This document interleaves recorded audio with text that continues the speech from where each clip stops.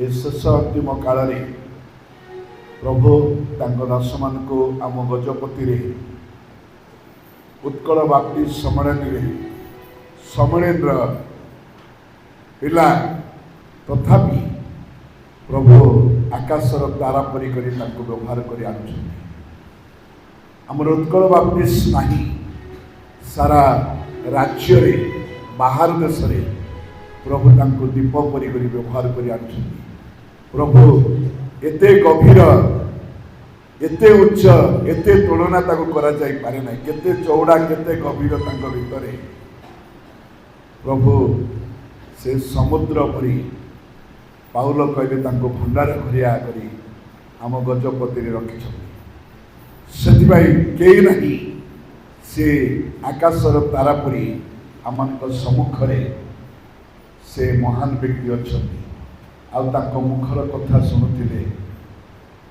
निजक डर लगु थाए भय लगु थाए नुआ नुआ नुआ नुआ अनुभव करने पड़ता है से प्रभु दास को से ठिड़ा हे आम समस्ते किसी आम कर मल समिति माध्यम आसवा द्वारा सेटा आध्यात्मिक भाव में प्रचुर प्रचुर आशीर्वाद मिली। द्वितीय कथा जो प्रभु दास आमर अनेक खर्चांत होबार रही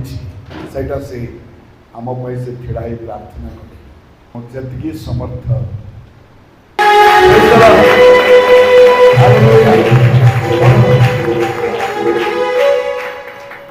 प्रार्थना चिंता प्रार्थना से निश्चित भाव आमर चक्षु से कर्म को देखिपर से प्रभु दास निकट आम कृतज्ञ बहुत बहुत धन्यवाद किसी कथार भाषा कि आम सम्मान कर पांचटी आने जगिलु आज्ञा कि समय होबार अनेक लोक पलि आसिले माँ मैंने पलि आसिले से आम